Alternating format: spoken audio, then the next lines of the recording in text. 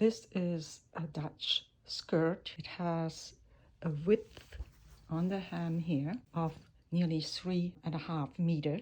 And to protect the skirt from flying with the wind, it has a hem that is nearly 5 inches, worn with an apron that also has this wide hem, and it's connected in the back with straps here, so it stays in place.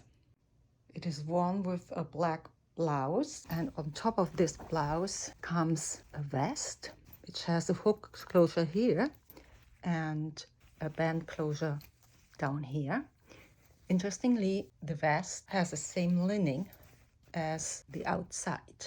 For wind protection, there is this crop top, which is worn over the vest, this crop top, which is worn over the vest, and it has rubber bands in the armhole so that the wind can't get to the body and so the wearer doesn't get cold. This is how it looks like when you put it on.